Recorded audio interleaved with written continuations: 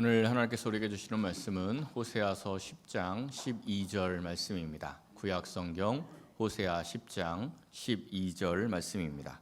하나님의 말씀 봉독하여 드릴 때 하나님의 말씀을 경청하십시오. 너희가 자기를 위하여 공의를 심고 인애를 거두라. 너희 묵은 땅을 기경하라. 지금이 곧 여호와를 찾을 때니 마침내 여호와께서 오사 공의를 빛처럼 너희에게 내리시리라. 아멘. 요즘 우리나라 경제 위기에 대한 말들이 참 많이 나오고 있습니다. 환율이 굉장히 급등하고 있고요. 또 금리가 계속 인상이 되고 있는 그러한 시점입니다. 지난주 경제 신문을 보니까 우리나라 무역 수지 적자가 이 사상 최악이라는 그러한 기사도 나왔습니다. 길을 지나가다 보면 이 상가 공실도 참 많이 있지요.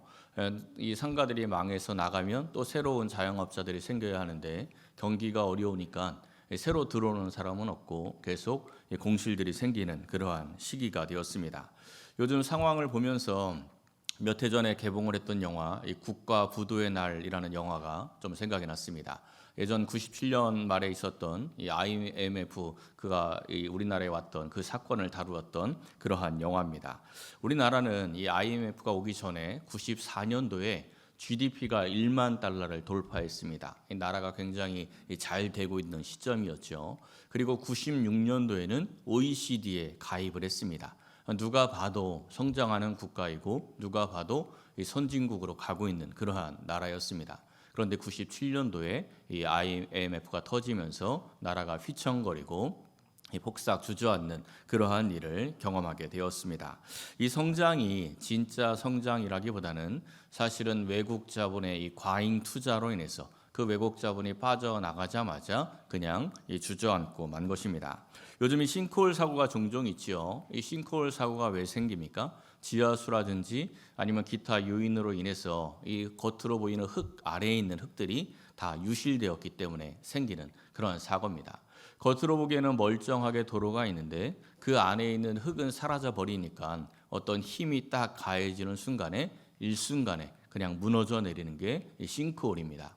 우리나라 경제가 그와 같았다라는 것입니다. 그 시기에 이 정부와 언론이 하나가 되어서 위기를 감추는 데 급급했습니다. 이 나라 괜찮다, 문제없다 이러한 신문 기사들이 연일 나왔고 나라가 마치 더 잘 될 것 같은 그러한 경제 기사들이 계속 나오다 보니까 이 서민들이 그것에 속아서 새롭게 사업을 확장하거나 또 투자를 하다가 큰 어려움이 왔을 때 완전히 망했던 그러한 일을 당하게 된 것입니다. 근데 이 영화를 보면 그러한 위기 속에서 이 정부가 숨기고 있던 그러한 상황 속에서도 위기를 감지했던 사람이 하나 등장을 합니다. 배우 유아인이 역할을 맡았던 윤정학이라는 인물인데 이 사람은 금융맨입니다.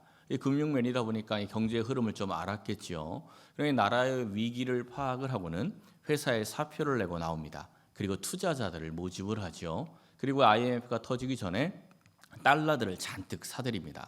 그리고 나서 얼마 지나서 환율이 막 엄청나게 오르죠. 달러를 사들였다가 그 달러를 팔고 폭락하는 부동산들을 사들이는 방법으로 떼돈을 벌었던 사람이 그러한 사람입니다.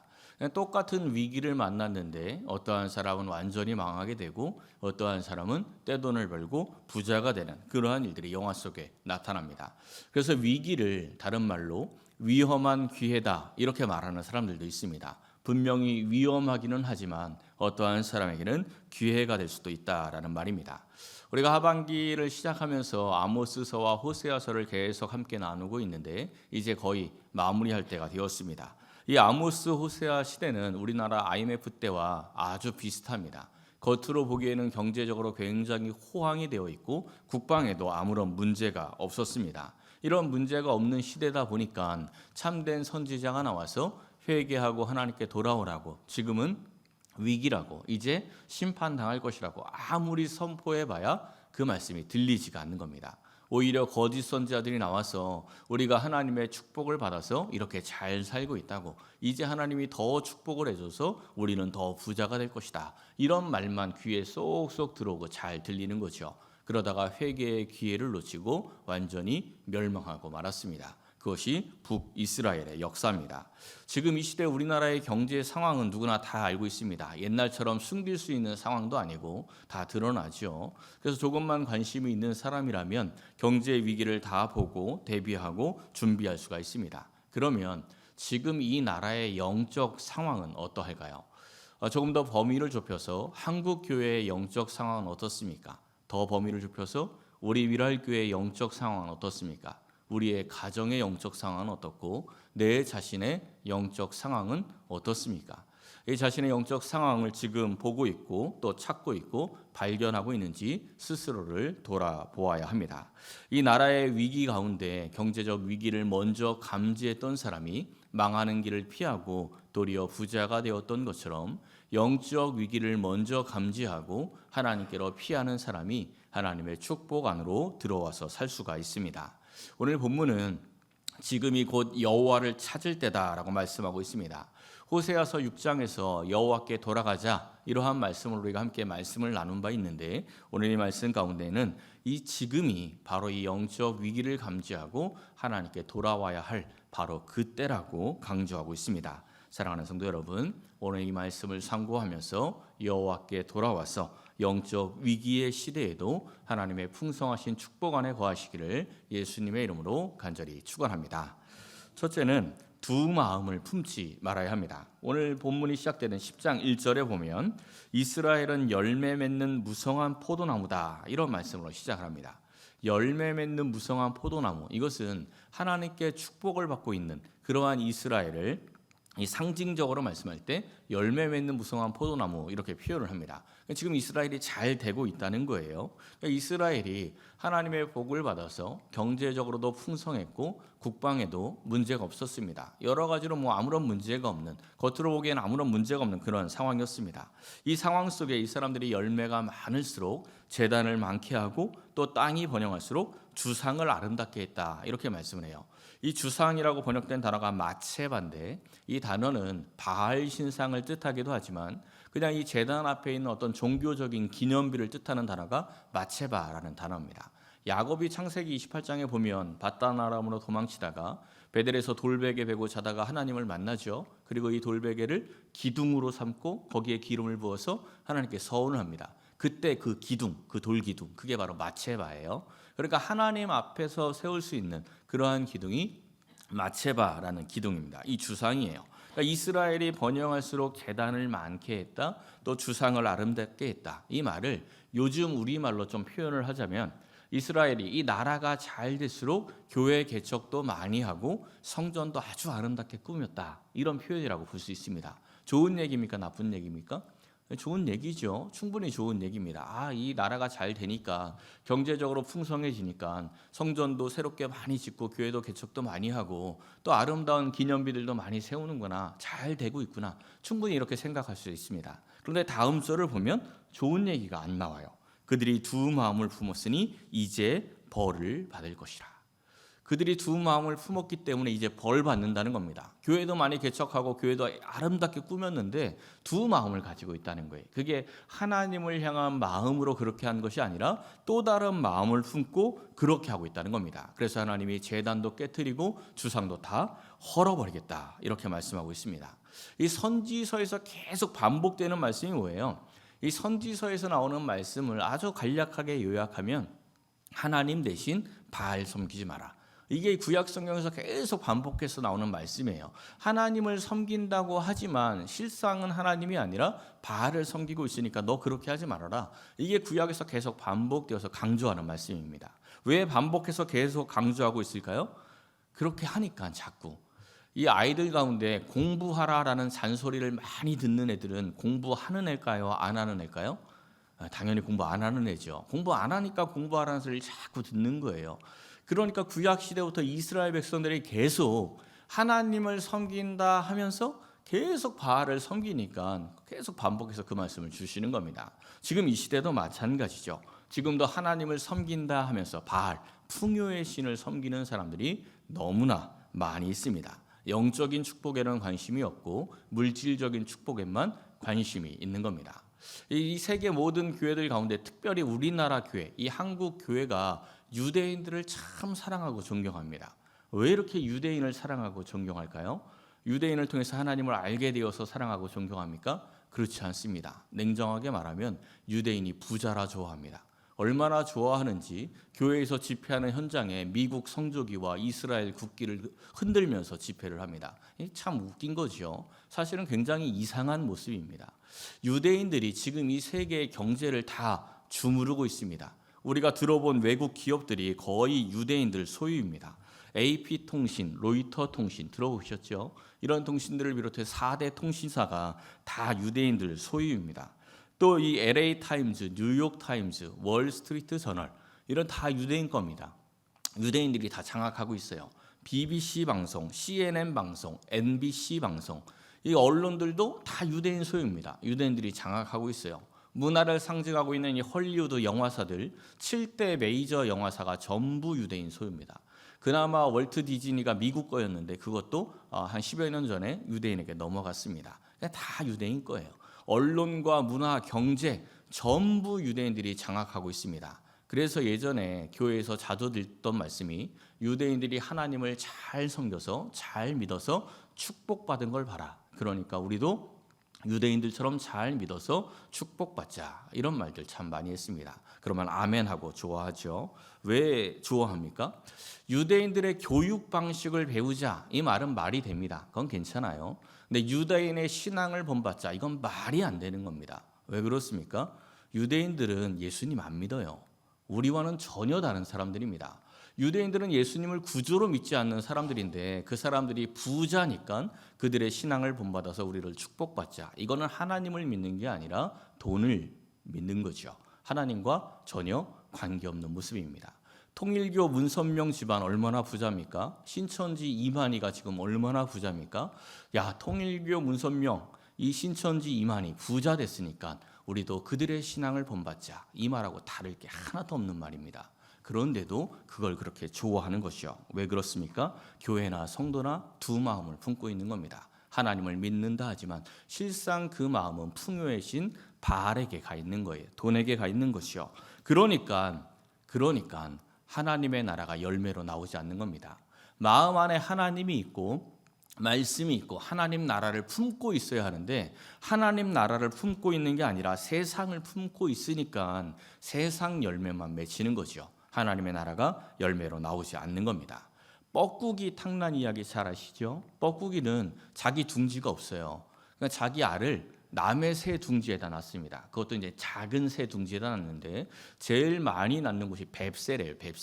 뱁새 둥지에다 자기 알을 놨습니다. 그러면 뱁새가 그걸 모르고 그 뻐꾸기 알을 품어요. 같이 자기 알하고 같이 품습니다. 이 뱁새가 뻐꾸기 알을 품고 있으면 뻐꾸기가 나옵니까? 뱁새가 나옵니까?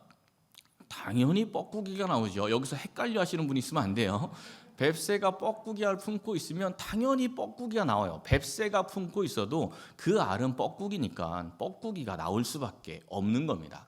그럼 뻐꾸기가 나오면 제일 먼저 뭘 해요?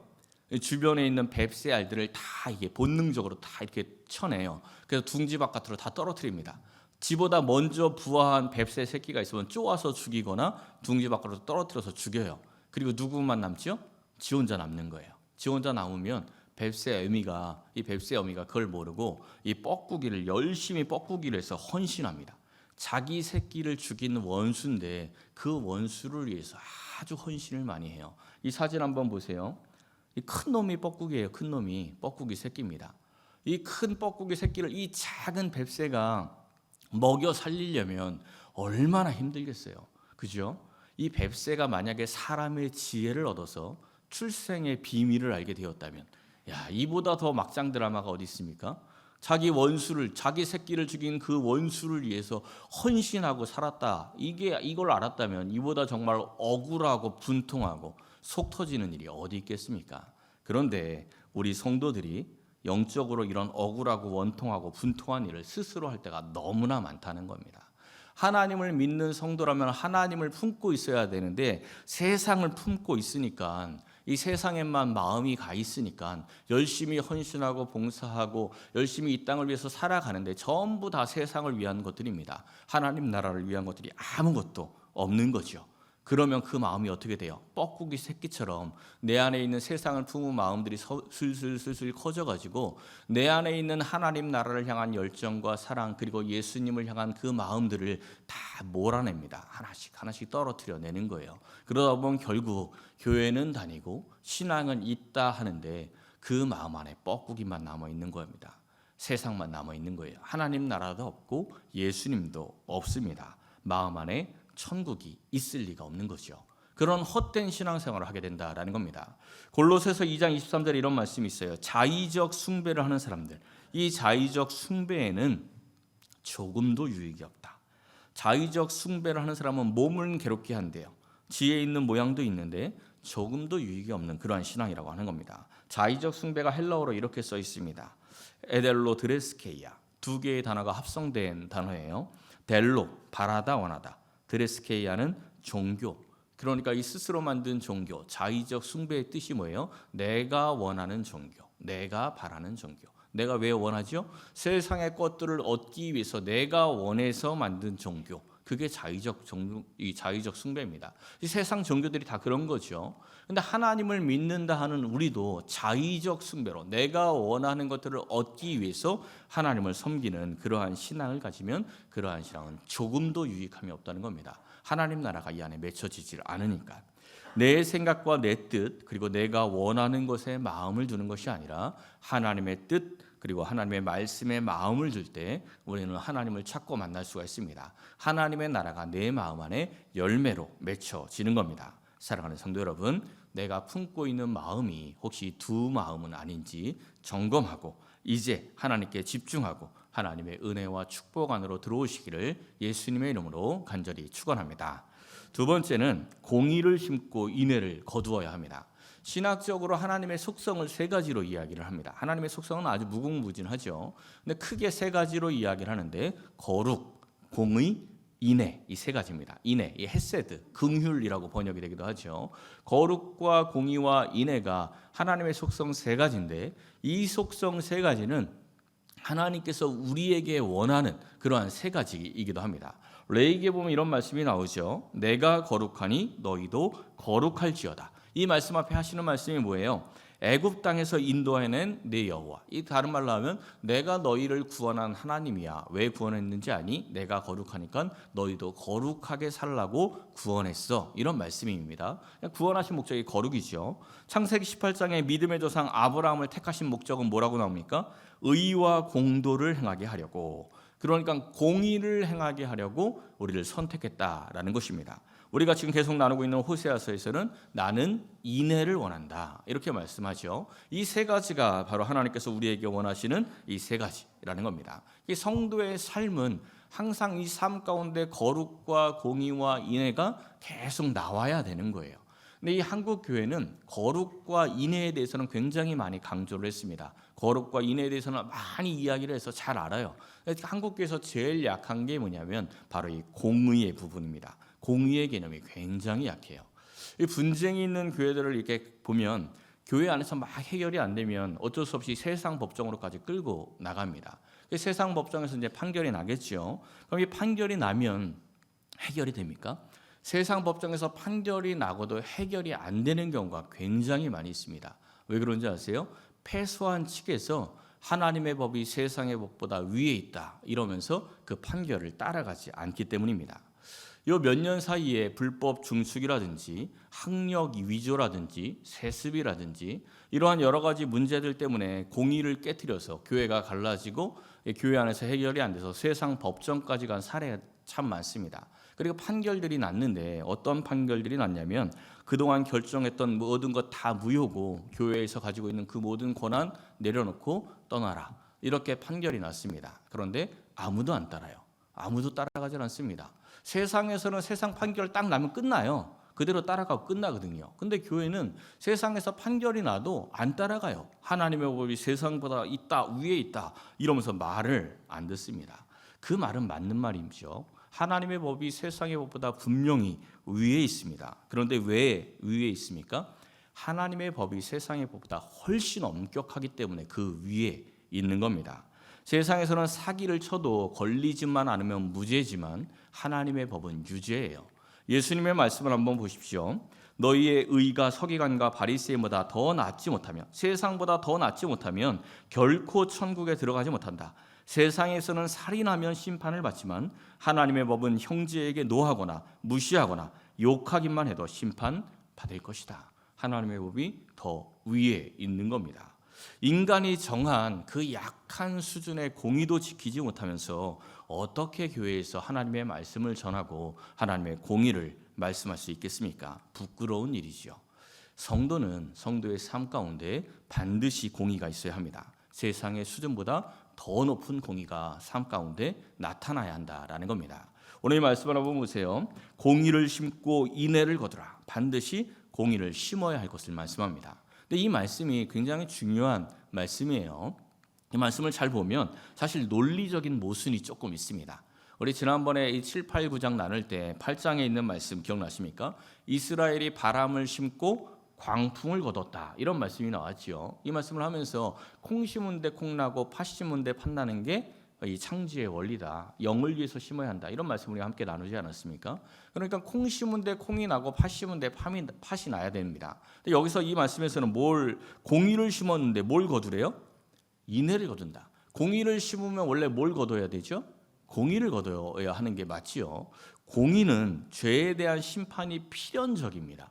죄 지은 사람이 죄에 대한 대가를 치르는 사회가 공의로운 사회예요. 죄를 졌는데 그 대가를 치르지 않는 사회는 공의로운 사회가 아닙니다. 그러니까 공의는 반드시 죄에 대한 대가, 이 죄에 대한 심판이 필요한 게 공의입니다. 근데 인애는 뭐죠? 인애, 하나님의 헤세드, 긍휼은 뭐예요? 죄를 용서하고 덮어주고 사랑하는 게 인애죠. 그러니까 이 공의와 인애는 어떻게 보면 콩과 팥처럼 전혀 다른 겁니다. 공의를 심고 인애를 거두래요. 어떻게 이렇게 할 수 있죠? 이 말씀을 해석하는 중요한 힌트가 뭐냐면 공의를 심고 인애를 거두라라는 말씀 바로 앞에 있는 말씀입니다. 뭐라고 써 있어요? 자기를 위하여. 자기를 위하여. 그러니까 이 말씀을 좀 더 단순하게 해석을 하면 자기를 위하여 공의를 심으면 인애를 거둘 것이다. 이렇게 되는 겁니다. 자기를 위하여 공의를 심으면, 자기를 위하여 공의롭게 살면 인애를 거둔대요. 무슨 인애를 거둘까요? 하나님의 인애를 거두는 겁니다. 하나님께서 베풀어 주시는 그 인애를 우리가 거둘 수 있게 된다라는 말씀입니다. 예수님께서 흘리신 보혈로 우리가 거룩하게 되었고 또한 우리가 공의롭게 되었습니다. 그 은혜를 깨달은 사람들은 반드시 주님의 말씀대로 거룩하게 살고 공의를 심으며 살게 되어 있습니다. 그렇게 공의를 심으며 살 때 하나님께서 은혜와 사랑의 헤세드, 그 인애를 우리에게 베풀어 주시는 겁니다. 사랑하는 성도 여러분, 이 세상 속에서 살 때 거룩하고 공의롭게 살기를 바랍니다. 세상 사람들보다 훨씬 더 의롭게 공의롭게 살고 또한 거룩하게 살아서 하나님의 풍성하신 햇새들을 받아 누리시기를 예수님의 이름으로 간절히 축원합니다. 마지막 세 번째는 묵은 땅을 기경해야 합니다. 자, 12절 본문 다시 한번 보세요. 마지막으로 나오죠. 너희의 묵은 땅을 기경하라. 여러분, 묵은 땅이 뭐죠? 묵은 땅 하면 좀 좋은 땅이라는 느낌이 드십니까? 좋지 않은 땅이라는 느낌이 드십니까? 별로 좀 좋지 않게 느껴지죠. 근데 이 단어, 원어를 보면 이렇게 써 있어요. 니르라는 단어인데 경작하기에 알맞은 땅, 준비된 미개간의 땅, 묵은 땅 이렇게 써 있습니다. 자, 그럼 좋은 땅입니까? 나쁜 땅입니까? 좋은 땅이죠. 경작하기에 알맞은 땅이에요. 경작하기에 좋은 땅. 근데 문제는 뭐죠? 경작하지 않은 거. 그게 문제입니다. 그게 바로 묵은 땅이에요. 농사를 한번 생각해 보세요. 농사를 성공적으로 하려면 기본적인 세 가지 조건이 있습니다. 땅이 좋아야 돼요. 두 번째는 씨가 좋아야 돼요. 마지막 세 번째는 좋은 날씨가 있어야 됩니다. 그렇죠? 근데 이 세 가지 조건이 다 충족이 되었는데 농부가 일을 안 해. 그럼 어떻게 되죠? 그 땅은 묵은 땅. 그 땅이 묵은 땅입니다. 그 땅에 뭐가 자라날까요? 잡초와 가시덤불만 엄청나게 자라납니다. 제가 올 봄에 교회 옥상에다가 작은 텃밭 화분을 몇 개 놓고 몇 가지 채소를 심었습니다. 오이도 심고 호박도 심고 또 가지도 심고 토마토도 이렇게 심어놨어요. 그래 이제 물을 주면서 이렇게 키웠는데 7월쯤 되니까 우리 교회 옥상이 얼마나 뜨거운지 완전히 사막 한가운데입니다. 너무 뜨거워요. 너무 뜨거워가지고 아침 점심으로 물을 줘야 됩니다. 보통 아침에 한번 물 주면 끝인데 점심에도 올라가서 반드시 화분을 적셔야 되지, 안 그러면 다음날 보면 말라 있어요. 너무 뜨거우니까.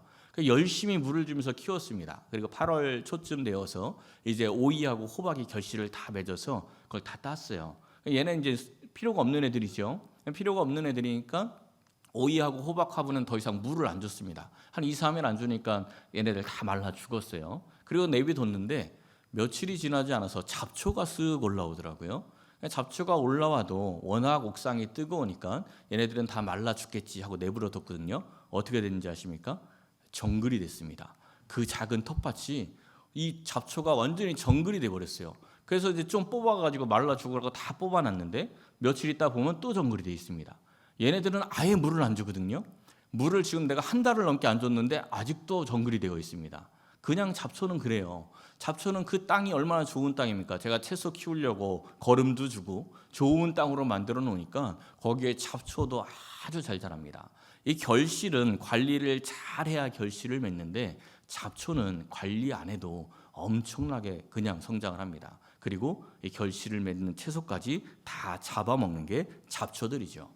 영적 원리도 이와 똑같습니다. 우리의 영을 늘 깨워서 기도하고 또 관리하지 않으면 금방 묵은 땅 됩니다. 금방 잡초로 가득 차게 되어 있는 거예요. 항상 깨어 기도하고 애써야 하나님이 주시는 그러한 하나님 나라의 결실을 맺을 수가 있는 겁니다. 이 코로나 팬데믹 시기에 많은 좋은 땅들이 묵은 땅으로 변질이 되고 말았습니다. 지난주 국민일보 기사를 보니까 한국 교회 여러 교단 중에 장로교라는 이름을 붙인 이 장로교단 안에서만 55만 명의 성도가 떠났다고 합니다. 55만 성도 하니까 약간 좀 감이 안 오죠.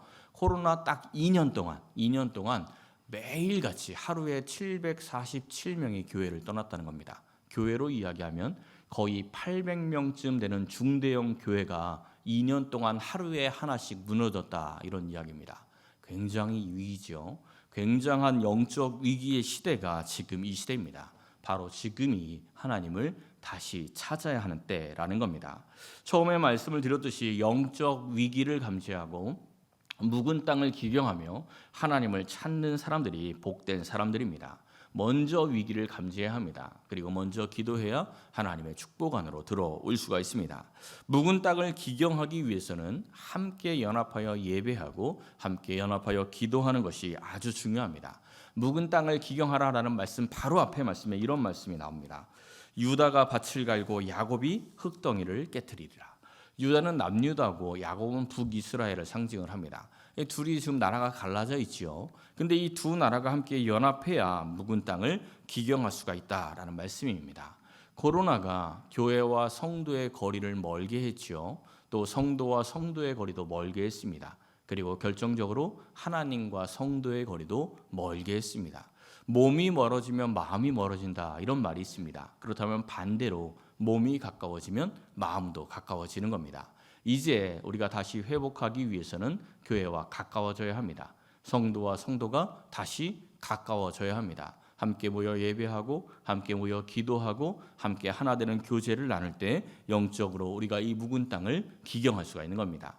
예레미야 4장에도 묵은 땅에 대한 말씀이 나오는데 이런 말씀이 나옵니다. 너희 묵은 땅을 갈고 가시덤불에 파종하지 말라. 너희는 스스로 할례를 행하여 너희 마음 가죽을 베고 나 여호와께 속하라. 아멘.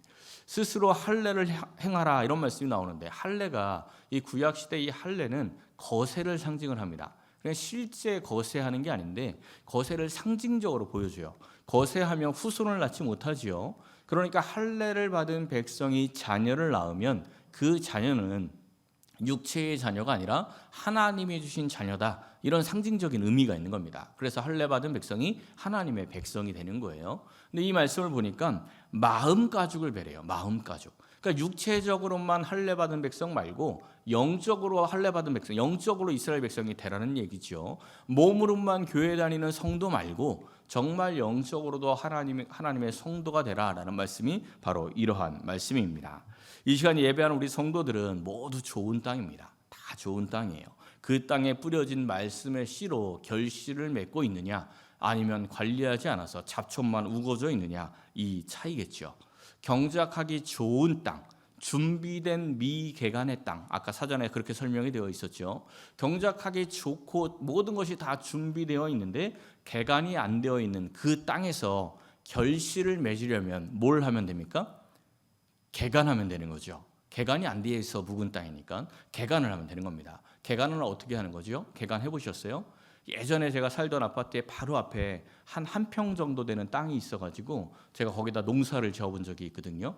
근데 그 조그만 땅인데 아주 힘들더라고요. 풀 다 뽑아야 되고, 그리고 돌 다 건져내야 되고, 그리고 그것으로 끝나는 게 아니라 땅을 파는데 풀뿌리들, 나무 뿌리들 있죠? 다 뽑아내야 됩니다. 그리고 다 뽑아내고 이제 땅을 다 갈아 뒤집어 엎어야 돼요. 그리고 냄새나는 거름도 뿌려야, 그래야 겨우 이 경작할 수 있는 그런 땅이 됩니다. 우리의 영도, 우리의 마음도 마찬가지입니다. 이러한 개간의 과정이 필요해요. 내 안에 있는 쓴뿌리들을 다 뽑아내야 됩니다. 이 좋지 못한 생각들도 다 뽑아내야 되고, 내 안에 이 강팍해져 있는 돌들도 다 건져내야 되는 거예요. 내 마음을 말씀으로 완전히 뒤집어 엎어야 합니다. 그리고 말씀의 걸음으로 가득 채워야 하는 거죠. 그래야 이 영적 결실을 맺을 수 있는 좋은 땅, 옥토가 될 수가 있는 겁니다. 사랑하는 성도 여러분, 이제 2022년 마지막 분기가 시작이 되었습니다. 지금까지 어떤 열매, 어떠한 결실을 맺으셨습니까? 이제 남아있는 이 시간 동안에 공의를 심고 하나님의 인애를 거두며 묵은 땅을 기경하여서 우리 모든 성도들이 30배, 60배, 100배의 결실을 맺는 복된 한 해가 되기를 예수님의 이름으로 간절히 축원합니다.